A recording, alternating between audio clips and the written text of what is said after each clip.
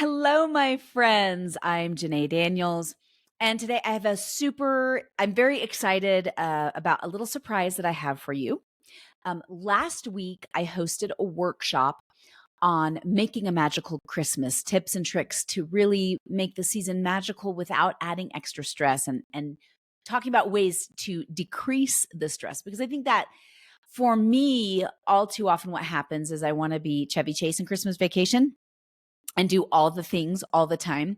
And so in the workshop, I discussed some really simple things that we can do to refocus the most important things. And they're doable, actionable things, my friends. They're not hard things, right? It's not tough stuff.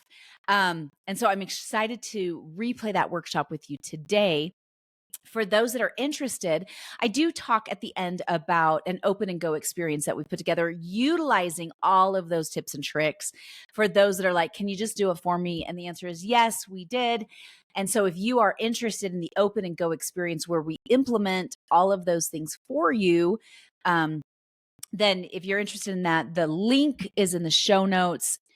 For the invitation for the Making a Magical Christmas Open and Go experience, where we take everything that we talk about and then we implement it for you.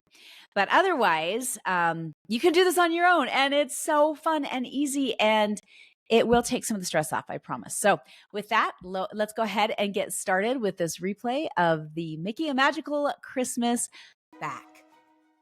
We are live, friends. Let's see if you let me know where you're from. Welcome, by the way. I'm Janae Daniels. For those who don't know me, I want to make sure this is working. I've had a time, y'all. I have had a time with. I've had a very, very fun time with technology today and yesterday. Let me just tell you. Hello, friends. Okay, let me know in the chat where y'all are from. Let's see. We've got Michelle from California. Michelle, I think you and I are it. Actually, I know we're not it because I can see there's more people. Colorado Springs. Yay, Sarah. Glad to have you. I'm in Colorado Springs. Anybody else? We've got somebody in Houston. Fantastic. It's my home state. Another Colorado Springs. Now, can y'all hear me okay? Or is it echoing? I want to make sure. Like I said, I've had a time with technology. This technology is not my friend. Okay, sounds good. Okay, good. Well, in that case, it is 12:01. So let's get started because I mostly like to be on time, unless my kids are with me, and then we're perpetually late. Let's be honest. Getting in the car is a major ordeal, even when they're teenagers. So I'm excited to have y'all here. I do want this to be somewhat interactive. And so that's why I do have my chat up. This is my first time doing a live stream from this particular studio. So I'm a little bit nervous and I hope everything works. But I'm excited to share with you guys how to make a magical Christmas, because I think this season tends to be pretty stressful for most people. And so I'm excited to share this stuff, all these fun things that I've learned with y'all. So let's go ahead and get started. I'm going to move along here. First of all, for those of y'all who don't know me, my name is Janae Daniels. I'm married to my husband, Jason, of almost 19 years. We have 6 children. And I also run I host the School to Homeschool podcast, where I help families looking to leave the public school system. Now, I know some of y'all on here are not public schoolers, and are not homeschoolers, and that's perfectly fine. But I do run the School to Homeschool podcast. So this is my family, a very old picture of my family. This was taken like 2019. All of them are a lot bigger now. And I have a daughter-in-law who's not pictured in that picture, but we don't have an updated picture. So that's my family. For us, the Christmas season used to be very stressful, but over the years, I've learned that I've had to simplify things. So my first question for y'all is, do you find yourselves overwhelmed or underwhelmed during the Christmas season? Let's see in the chat. What? Overwhelmed, underwhelmed. I, for the longest time, was overwhelmed. Both. Jasmine's both. Michelle is both. What would you say is overwhelming? And then what would you say is underwhelming? Let's start with overwhelming. What's overwhelming for y'all? I asked this question, by the way, of some friends and family members, and they all said the exact same thing, which made me laugh. Neighbor gifts. And it was neighbor gifts. The neighbor gifts were the number one answer. Like the first thing people were like, neighbor gifts are stressful. Okay. I feel like I should do things, things that's stressful, and then don't do things that I should. That would be great. Yeah, I think that happens to a lot of us where we mix up our priorities because of the craziness of the season. Oh, family gives so many gifts. And then the little immediate family is underwhelming. Don't you love that? It's true. You want to feel connection, you want to feel love, and you feel like you're dragging your kids along. I love it. I love it. Okay, so the question is, what things, well, we just asked that question. What things cause you the most stress? Next question is, what things during this season bring you the most joy, would you say? I want you to think about that for a second. Family. I asked my 12-year-old son, Jacob, I said, Jacob, what's your favorite thing about Christmas? And I honestly was expecting him to say, like, I mostly love presents, but that's not what he said. He goes, my favorite thing is when we go down in the basement and we turn on the fireplace and we snuggle on the couches and we're just together as a family. My 8-year-old said the same thing. My 17-year-old said the same thing. Isn't it interesting? Yes, Sarah, simple things that don't have any moving parts or a lot to organize, right? It's the simple things, that connection, that really, really matters, which I think is interesting, right? It's always small hinges that swing big doors. But we forget that during the season because we get caught up with, well, I've got to do this and I've got to take care of this and I've got to do all these things. So let's talk about favorite Christmas memories. I asked this question on Facebook and it was really fascinating. The responses were pretty similar. When we were together as a family, we were eating together, we'd go get a Christmas tree together. They were always things surrounding connection and family and coziness and food, which we'll get to. There's always food involved. What are some of your favorite memories, which is a lot for you guys to type. But some of the favorite things that when you think about Christmas, what are your favorite things to think about? I'll just give you a second. The music that we play while decorating the tree. I love that. I have a friend who, whenever she hears Barbra Streisand's Christmas album, which is funny because Barbra Streisand's Jewish, but whenever she hears her Christmas album, she gets teary-eyed because that was what they listened to. And then one of her siblings passed away. And still, when she listens to that, she thinks of them decorating the tree and decorating the house, listening to that. What other things? As a child, my mom would decorate to the nines. I loved sneaking down really early Christmas morning and seeing the decorations, the Christmas tree present underneath, the smell of pine and the food. How many of you, okay, and maybe this is just me that's weird, but how many of you have ever laid under the Christmas tree to look up at the lights whenever, like, all the lights are off except for the Christmas lights, and you just lay there under the tree? Just me? Okay. That's okay. Thank you, Sarah, for saving me on that one. That is actually one of my favorite things to do. When my kids are not around, I'll sneak under the tree and I'll just lay there and look up at the lights. So Christy's going to try that this year. Yeah, just make sure it's nice and stable and you don't lay on something that knocks the tree over. Just FYI. So the common thread that I've noticed over the years is this connection. Like there's a connection that's happening with other people. There's a connection that's happening with the divine. Like there's just connection. And so today I want to talk about 3 things to enhance connection, which is really what matters. Again, it's the small hinges that always swing big doors. And usually it's the free stuff. Right? It's the little things that we do that make the most difference.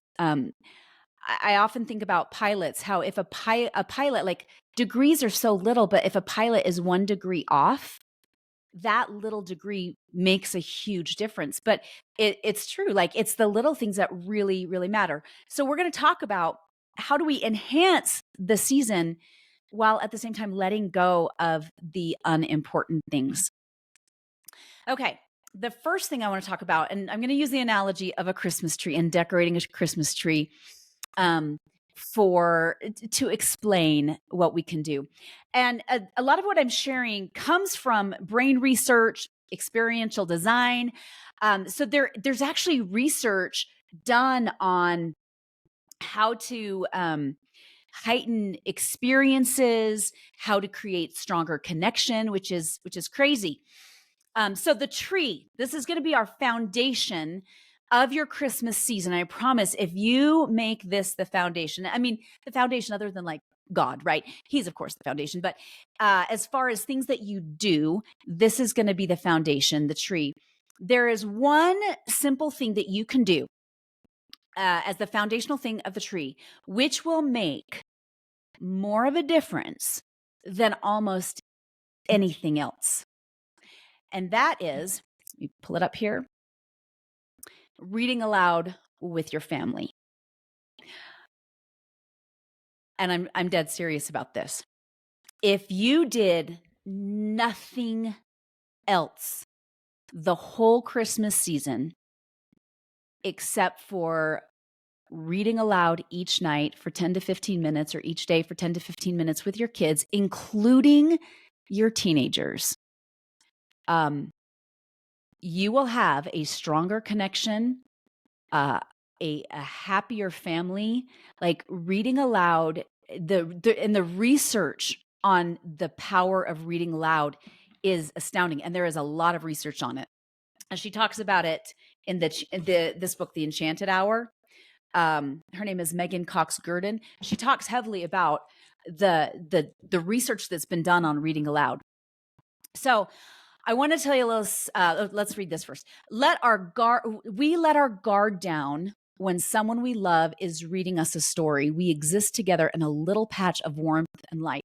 I want to talk for just a second about some of the benefits of reading aloud. Okay, first of all, you have children and us as adults experience increased compassion.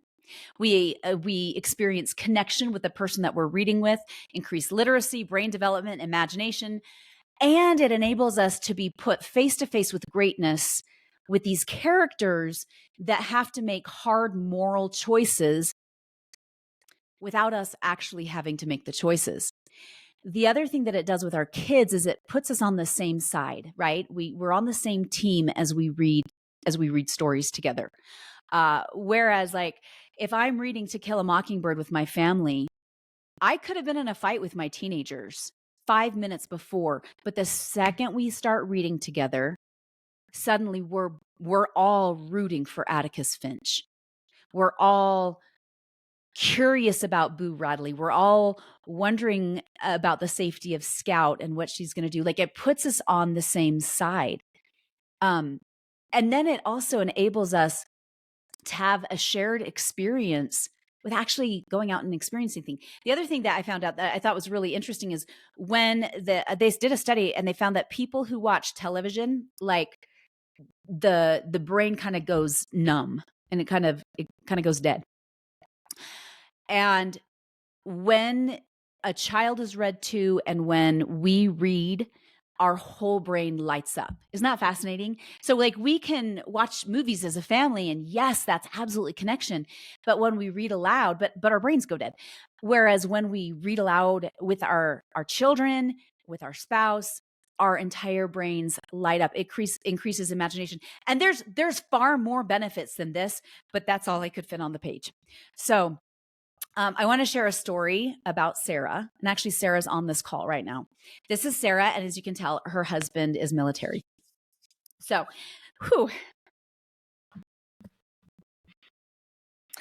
sorry for getting a little emotional. It's been one of those weeks, y'all, and I have had very little sleep. So I'm particularly heightened emotions. So 2 years ago, no, is it 3 years ago? Sarah's husband was deploying for the very last time, and which deployment lends itself to all sorts of feelings and emotions and fears and all of those things, right? But Sarah told me with him leaving for the last time, that last deployment was the most terrifying of all, knowing that it would be over, but what if, what are the what ifs, right? And he would be leaving in January. That was when his deployment was going to start. And so I kept thinking to myself, I wanted to get her family some sort of a gift, something that would matter, something that would mean something um, to their family. And I kept thinking, like, I don't want to give them things because all too often we have too much crap. Pardon my language. Like, I'm perpetually decluttering my house with all the crap that's perpetually coming in, right? I didn't want to give her garbage. I wanted to give her time, but I knew that I'm not God. I don't have that capability. And so I'm racking my brain and I'm racking my brain. And I remember when my husband and I first got married, he had two little boys. So of the six children, two of those boys are stepsons. I raised them, so I count them as mine. And so when we got married, I was taking on two little boys. And as a wedding gift, somebody had given me this binder. I got a lot of gifts like for kids as well, which I really appreciated it. But somebody gave me this binder and it said the 24 days of Christmas Advent. And so there was a story and a song and a little picture to color with every day in the binder. And so we did that for a few years, except for the stories were not great. Like they were all just photocopied stories and then stuck in the binder. And I loved the sentiment behind it, but the stories were kind of boring. And there was no pictures. So I started thinking about that as I was really like, I wrestled with this for a couple months. Like I started thinking, I really want to do something special for them for Christmas. And then the idea hit. What if I got her a bunch of my favorite anthologies and books and then put them in a basket with fabric that's like Christmas fabric to make it look pretty and put the books inside and give that to her as a gift, and then includes a jar of hot chocolate. And I just got Swiss Miss and poured it into a jar, and then I put a jar of marshmallows and Hershey Kisses and Reese's peanut butter cups and different things that you could put in the hot chocolate to melt. And so I took her the books to her family, and I took over the jars of hot chocolate. I also included 4 mugs for their little kids. 3 mugs, 3 kids, 3 mugs for the kids. And I said, look, I can't give you more time together, but I can give you more quality time together. And so your charges every night, you're going to choose a Christmas story and you're going to read it aloud. And if there's not much time, just choose a poem, call it good, but snuggle, drink some hot chocolate, read aloud. Sarah, you're on the call. What happened? Do you mind sharing what happened? So again, that was her charges. She's typing. Her charge was to every night pick a story. And it was okay if they repeated the stories, especially since she has a really little child. Really little children love repetition, and it's really good for their brain. And so the really littles would they'd repeat the same story again and again and again. So, okay, she said, it was amazing. My kids still have the basket of Christmas books and they have their favorites, and it truly did give us time together. So one of the things, which I didn't give her much time, nor did I give her a heads up that I was going to ask her to share. But one of the things that she had told me after her husband deployed was that when there were really hard days, that the kids would chuckle over the funny voices that their dad did while he was reading aloud with some of the stories. And it made them all giggle because they had that shared experience with their dad. Now, the great news is he came home and it was wonderful. And they still have that basket of books to read year after year. So again, reading aloud it's powerful for connection. So that's the very first thing is we want to read aloud if possible every day during the season. Okay, so then if that's a tree, what are the lights on the tree? Let's talk about this for just a second. The lights would be sensory experiences. Now, super excited to talk about this. I love experiential design. I have studied Disney, although I am not a huge fan of Disney right this second for lots of reasons.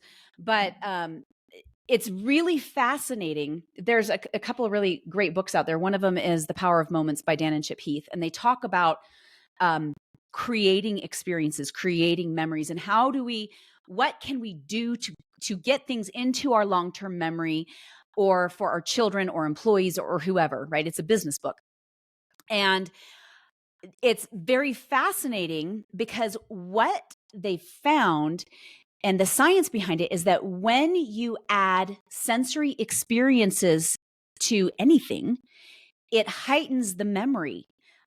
So when you think about Disney World, like Disney, Universal Studios are so good at this. I want you to think about this. How many of you in the chat have been to Disney World or Universal Studios or Disneyland? Okay, by raise of a hand. Now, as you're typing, what's the first thing that you notice when you walk in to one of the parks?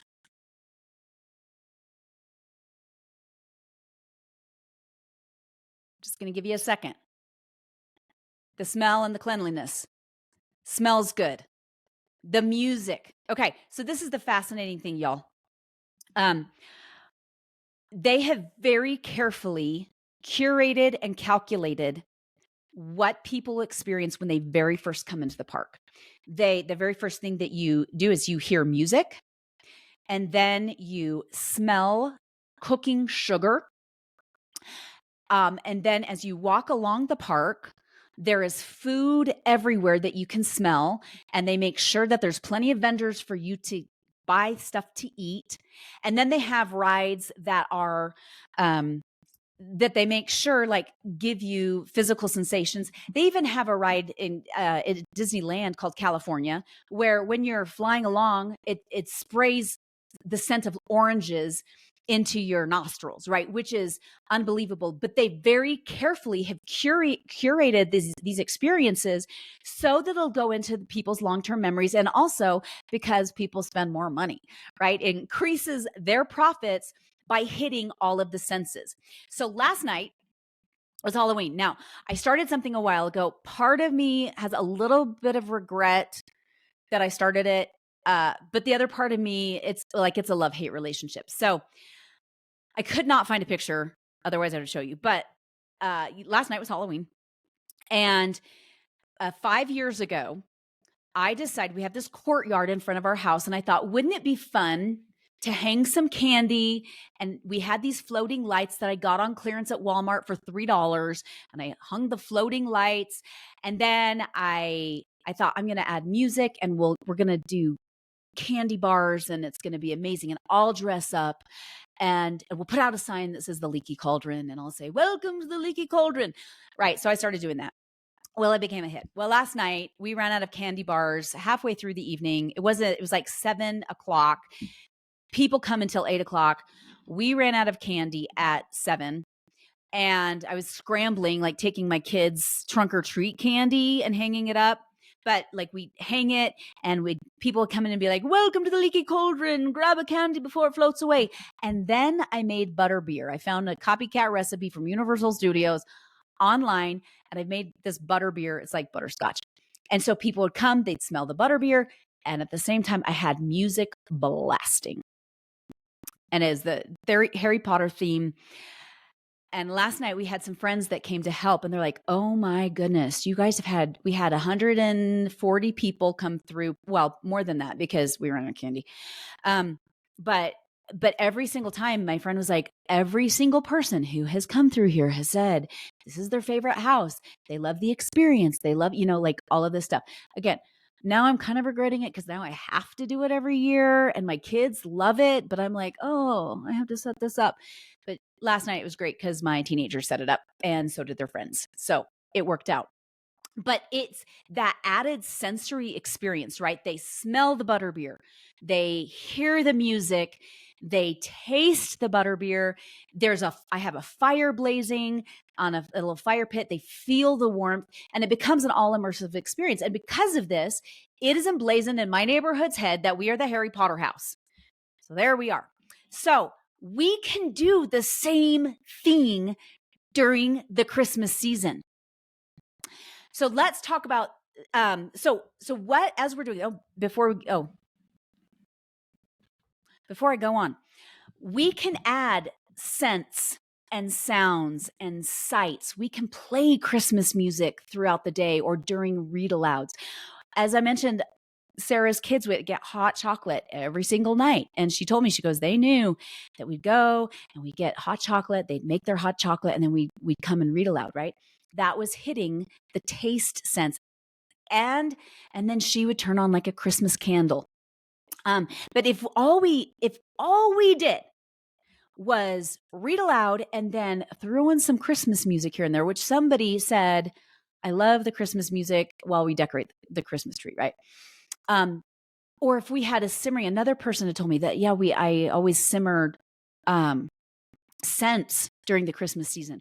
I used to use candles myself, but thank you, having hormone disruption and headaches, I no longer can use scented candles. So now I have a simmering, I'll do simmering pots of beautiful Christmas clovey scents, right? So all we have to do is just add those pieces of scent, like things that add to the senses. So you read aloud, add some fun things to the senses.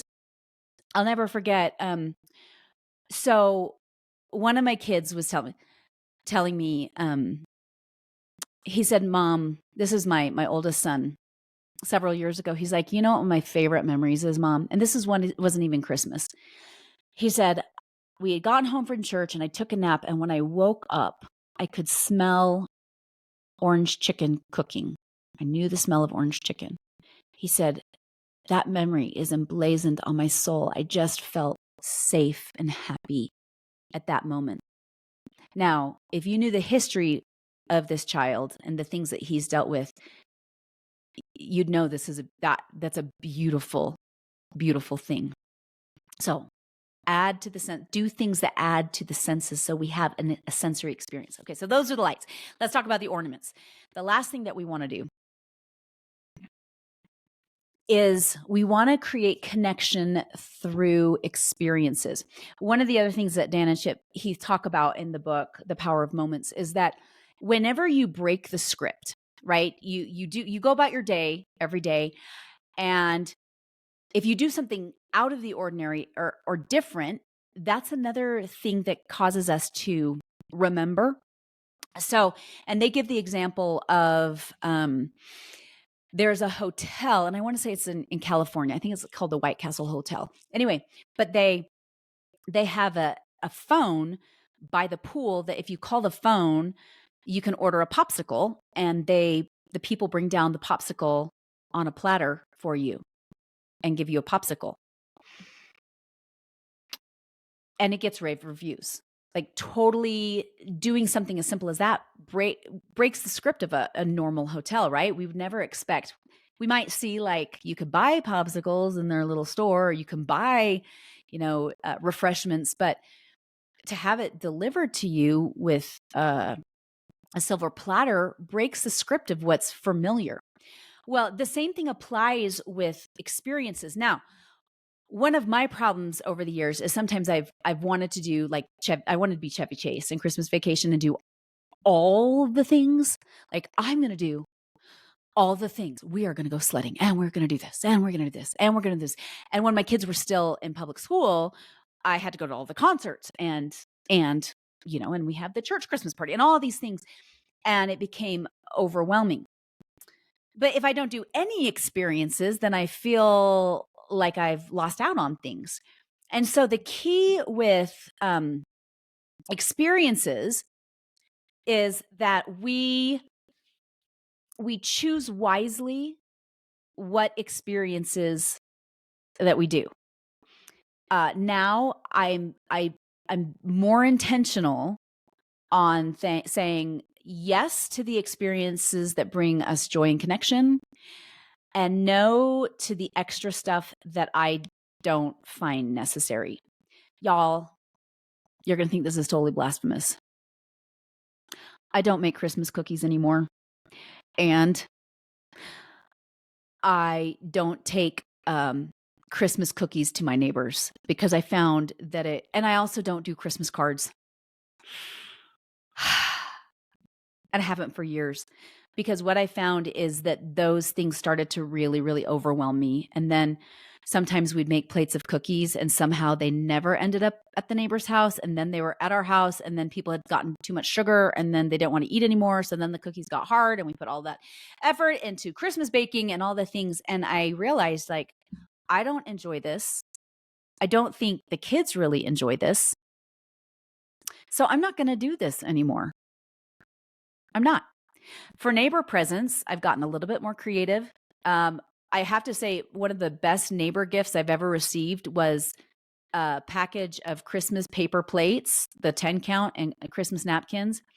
And there was a note that said, "To the Daniels family, for Christmas, we are doing your dishes. You're welcome." That was it. It was awesome. And I loved it. And we used them, totally used them. And that's all they gave. And it was simple. And it was like, they bought them from the dollar store, and it was awesome, right? I could throw them away. And I know some of y'all are like, what? Landfills. I'm sorry. I loved them that year, and they were very needed. But like this year, a few years ago, we started making Christmas crackers, and like the traditional English crackers. This is a Christmas cracker. You pull it and it makes a popping sound, and there's a crown and a toy and a joke in it. And those have been a hit. And that's something that we do, that my teenagers love to do. My teenagers' friends love to come over and do. And they will make a whole bunch of Christmas crackers. They take some home. I store up toilet paper rolls the entire year. And then that's something fun. And I'm not tempted by the food, and I'm not, over sugared. My kids aren't over sugared. And so we came up with, but it's an experience that, yes, it's a little bit more complicated, but we really enjoy doing it. It's really fun and it's worthwhile. And it's better than making the sugar cookies that inevitably go bad because I forget to take them, or we run out of time and then don't take them. And we're like, oh, there we are. Okay. So connection through shared experiences, huge thing. It could also be as simple as going on a hike as a family, or playing in the snow with your children, right? That becomes the ornaments and the star on the tree, is those shared simple experiences, sprinkled, not poured, sprinkled throughout the Christmas season. Okay. Now, I love Christmas anthologies. Now, all of those things, reading aloud together, adding sensory experiences, and then creating shared other experiences, those things are all totally free, right? That they're not hard to do. They're totally, totally free. I was talking to my sister about this, and she said, I just wish there was an open and go that I wouldn't have to think about it, that I could just know what to do and know what to get, and which got me thinking. And so you can do it for totally free, or I've spent the last several months curating a magical Christmas experience, like an open and go program for people to have these experiences, and everything's already there, ready to go. So the first thing is, I love Christmas anthologies because you can read a lot. Again, our foundational tree is reading aloud. And so the first part of the this program that I've put together is for families to get anthologies. And these are the 10 that I recommend. And so you can write them down, grab a pen, write them down. These are great ones because there's a lot of Christmas stories in them. Or you don't have to buy them. You can check them out from the library, even better. Or if you want to create a Christmas collection, these are great ones. Some of them are harder to find because they're out of print. So they may not be on Amazon, but you can find them pretty easily, like on Thrift Books or Abe Books or different used bookstores. This first one is a really fun one. The pictures are delightful. It's the Treasury of Christmas Stories, Library Classics. The Family Read Aloud here to the right, Christmas Treasury is another fun one. A lot of stories in that one. So when I was a little girl at church, I heard this story about some blue dishes at Christmas time. And my Sunday school teacher shared with us the story, and I never forgot the story. And y'all, I have looked as an adult for that story for years. And then on a fluke, I found this book used online and opened it up. And guess what one of the stories was? After all of these years, it had the blue Christmas dish story. So I was super excited about that. But there's fun little stories and there's pictures and they're delightful stories. Like I said, the anthology that I was given, I loved the sentiment behind it, but the stories were so boring. These are such delightful stories. Okay, 3 more anthologies that are so fabulous, classic Christmas stories. This one just came out. I got it. I've been reading through it. I'm like, this is amazing.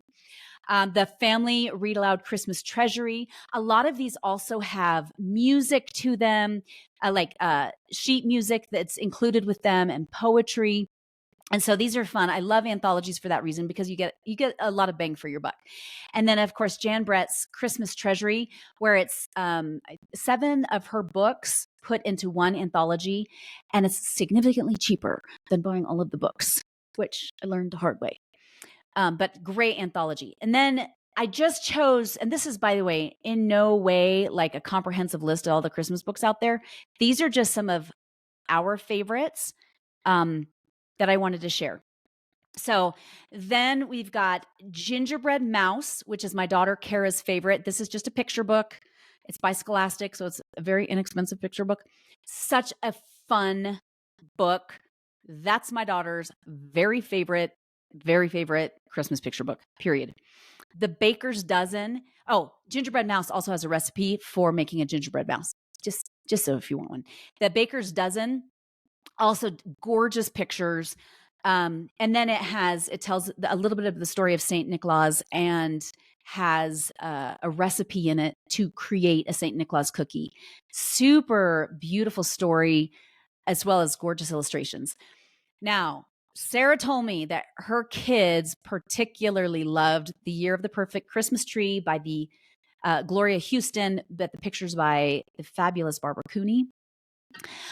If you know somebody whose husband or wife is deploying, this is the book to get because it is about a man who deploys at Christmas time during World War I.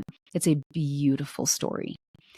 So that one was particularly loved at Sarah's household. Okay, so there's the anthologies. Now, I'm very excited to share this with you. Y'all, I love art a lot. And this year I started drawing a Christmas village. Oops. Oh, sorry. Before I go to the Christmas village, I forgot 2 more books. Good King Wenceslas. That was one of Sarah's favorites. If you've heard the song, da da da da da da da da da da da da, it tells the story of the 10th century king. It's a true story. And it tells the story of Good King Wenceslas and the songs in the back. And then, of course, The Miracle of Jonathan Toomey, beautiful story about a widower and learning to find joy again. So beautiful picture books. Again, there's more. I didn't include the Nutcracker or A Christmas Carol because the anthologies have shortened versions of them, but I certainly do have, and those aren't the only versions that I have, but these are some good like starter books. If you're going to start with some anthologies and some basic picture books, these are some of my personal favorites. Okay. As I was mentioning, Advent calendars. Well, I started to tell you and then I stopped. I love Advent calendars. And essentially that binder that was given to me was an advent calendar. But it was in binder form. So a few months ago, I got this idea. I'm like, what if I created like my own advent calendar and my own Christmas village? Like, what if I did that? What would that be like? I've also taken a particular interest in paper art and three-dimensional paper art. And so this idea was born. So in my Open and Go Christmas experience, I do include the list of those books that I just told you. Now you have the list. But then I started thinking, I created an advent calendar, and then somebody asked me, could I get a copy of that? That is really cool. And an advent calendar, as it says, is a calendar that counts down the days to Christmas, usually starting on December 1st. So I started drawing, and I thought, what if I made a read aloud advent calendar that my kids could color, and we'd cut out, and behind the doors, it's three-dimensional, and it would have like a little book. And what if I put the name of each child on the different books, and that would determine they'd get to pick what story we read that night. Does that make sense? Like, so day one, you open the door, and on the book it says Kara, and she's the one who chooses what book we read that night. So I thought I could make I started making this read aloud advent calendar. And are you ready to see what it turned out like? It's actually behind me. That is the Christmas village. It's three-dimensional. I'll show you. I'm very excited. I created it into a PDF download. Now this is grab it. This was my original prototype. This is the church. So every day has a space except for the 25th. Now, if y'all are not religious, this may not be for you, or you can chalk it up and say, hey, this is a humanities lesson. But the last day, so it is three-dimensional, if you can see. You open the windows, there's depth to it. The last day, it's a stained glass window in the church, Luke 2. You can see here, there's a little book there. That's where someone's name would be. Again, this was one of my original prototypes when I was creating it and drawing it. Anyway, and there's another book. Oh, you can't see that one as well. There's another book in there. But I created this 6 village advent calendar.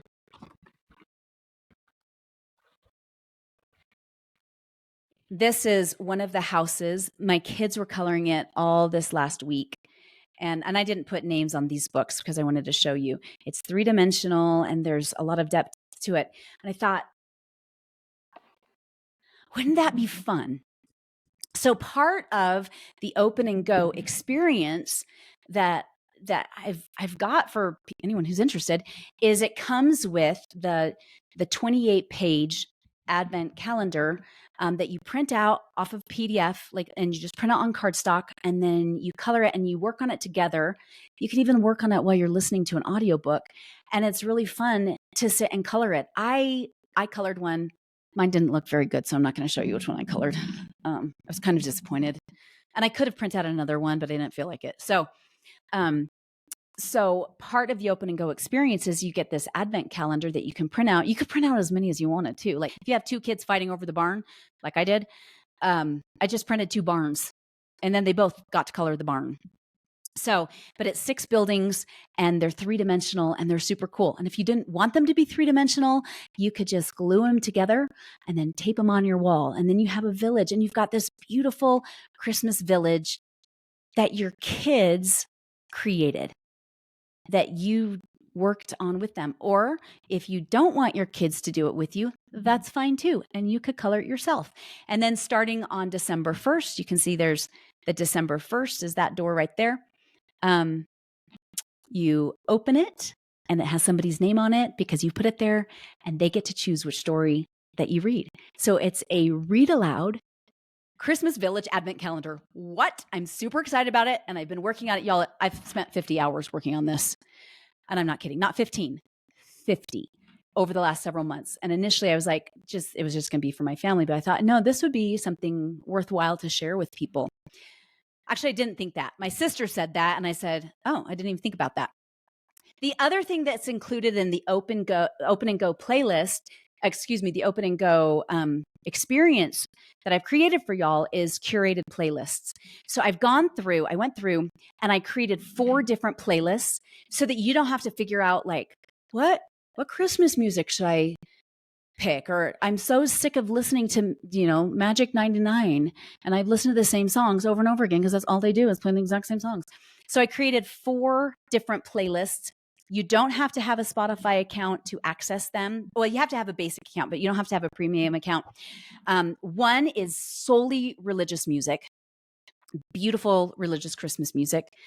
One are enchanted instrumentals from soundtracks. So they don't necessarily like have Christmas music playing. Some of them do, but they're like enchanted music where you're like, I'm in a movie right this second and we are about to read aloud and it's amazing.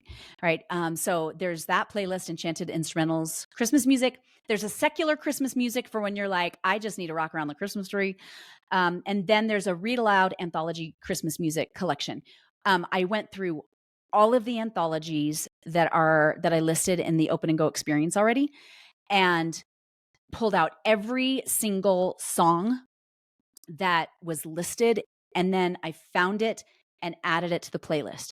So you don't have to think so if you're reading and you're like, oh, the song is Good King Wenceslas or whatever, you just go to the anthology Christmas playlist and it will be on there because I spent hours putting it together. Initially just for myself. But anyway, I thought I'd share it. The other thing that has is in this Open and Go experience is recipes for scents of the season. As I mentioned, I cannot do scented candles anymore. They give me headaches and apparently they disrupt hormones and all that stuff. And now I'm old and have to worry about that. And so I have 2 different recipes for scents of the season that are delicious, tried and true, amazing recipes. And then, so that hits the smell and we hit the ears and we hit the sound. Now we're going to hit the taste buds. And I've included a whole bunch of recipes for tastes of the season. 2 different drinks, a wassail or wassail, depending on how you want to say it. A homemade hot cocoa, as you can see, which hot chocolate and hot cocoa are different, I learned. Hot cocoa is made out of powder. Hot chocolate is made out of melted chocolate. I didn't know. Well, I learned. And then a wassail recipe. And then I have 2 fondue recipes for a cheese fondue and a caramel chocolate fondue. And then I have a whole Christmas dinner recipe that if you're like, and they're fairly simple recipes. So all of those are included so that you can hit the taste. And if you're like, I don't want to have to think about finding recipes, they're already all included. So, and they're on adorable recipe cards. That's one of them. It's so cute. Okay. You might not think they're adorable. I think they're adorable. Okay. And then finally, I have a full page of like Christmas, experience ideas, things that you can do that will help change the heart of children, things that create, things that are entertaining. And so there's all these different experience ideas for you, everything from hiking to going to a sing-along of the Messiah. There's all these different ideas listed for you so you can go, oh, I hadn't thought about that. These are some of the experiences that I want to do. Now, with the experiences, the intention is not for you to do everything. The intention is for you to pick and choose a few sprinkles and just do a few things, like 4. If you want to do more, you can. But then also I've included how to make these adorable Christmas crackers. There's a whole video on it, as well as what you need to get and a printout of the Christmas cracker jokes and a video on how to make these with your teenagers. And by the way, teenagers love them. And then I started making cloth bags for Christmas as opposed to wrapping presents because presents take forever to wrap. And I found initially the investment was a lot of time and a little bit of money. But after that, like we've used them for several years and it's ultimately saved us time and money. It takes me like 15 minutes to wrap all of the presents for Christmas. So I've included a video tutorial on how to make the cloth bags, as well as how to make the Advent Village, which is included with it. There's a whole video on this is how you're going to put it together. And it's actually not that hard. And it's really fun to color. So this is what you come with. And I also have a 28-page guide that goes through all of these things and includes all the recipes and download links. And then there's videos as well that include the download links and everything that you need to do. So that was a gift that I was like, I want to, initially, again, I was doing it for my family, but I thought, no, I could open this up to other people. So, so that's what it includes. It includes the guide. It includes the PDF download of the whole Christmas Village, Christmas crackers, and how to make Christmas cloth bags, and all these different recipes and playlists for you to it's already done for you, so you don't have to think about it. I took the time so that you could take more time with your family instead of trying to figure out how do you add to the senses? How do you make the read aloud more meaningful? What books should you buy for the read aloud? I wanted to create it all. Oh, I didn't put the books here. You've got the list of anthologies and books to get. And there's actually links too. If you do want to order the books, there's links that you could order them from. If not, you can get them from thrift books or the library, which again, all of these things you could do for free. But I thought this is a way that I can give back that's makes it easy for families, that it's already done for you and it's easy. And so do y'all have any questions? Anybody regarding any of this? No questions? You are welcome.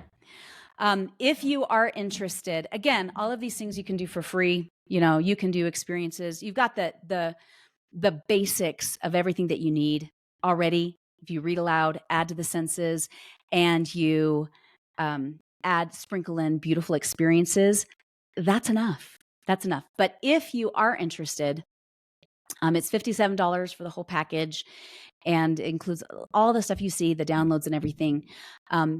It goes live tomorrow on my website if you are interested. Otherwise, doing all these things, y'all, it doesn't cost money.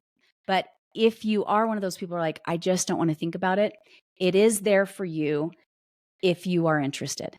So it goes live tomorrow morning, November 2nd. Oh, the dinner menu. Okay. Christy asked, tell me more about the dinner or the menu.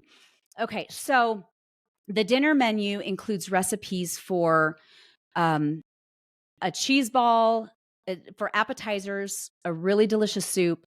It has chicken cordon bleu, a recipe for a salad, a really good salad. And then it has my Aunt Jenny's famous roll recipe, which is to die for. And then 2 different drinks. And then it has a cheese fondue and then a chocolate fondue, because we do fondue for Christmas Eve dinner to simplify things, because inevitably you end up feeding my husband's family Christmas Day, Eve and Christmas Day. So I had to simplify things. So that's what's on the menu. So that's on the menu, and those recipes are all included, and they're easy recipes. Like if it's not, except for the rolls are the first time you do the rolls, they're a little bit intense, but then once you do them, now I make them every Sunday and they're really easy to make. But the first time, no, you could do the Christmas dinner you could use the recipes for whenever. It doesn't have to be for Christmas. Shoot. You could just do them throughout the month if you want, and then get Chinese for Christmas Eve if you don't want to cook. But they are recipes that like are reminiscent of Christmas. So anyway, any other questions? So all those recipes are included in the Open and Go experience, which will be available tomorrow on the schooltohomeschool.com website. Any other questions? Well, since there's no other questions, my friends, I hope that you focus and put your focus on what matters most this Christmas, which is making connection with your family, making connection with God, and creating memories that will matter to your kids when they are old and gray. And it's time to say goodbye to their life, that they'll say, man, my mom did some amazing things for me. And she read to me. So with that, y'all, I hope you have a wonderful week. And if you want to put up the Christmas tree now, Halloween's over. I know you think that's not fair. Thanksgiving is not the redheaded stepchild. I'm okay. I give you permission to put up your Christmas tree. However, I personally have to wait because my husband oh yeah, Christy, no. Well, let me just tell you, I'm going to put it up early. But with that, my friends, I hope you have a wonderful Christmas season. We'll talk later. Bye. If you enjoyed this today, please like and subscribe. You could also join our private Facebook group at School to Homeschool or sign up for our newsletter at www.schooltohomeschool. Have a great day.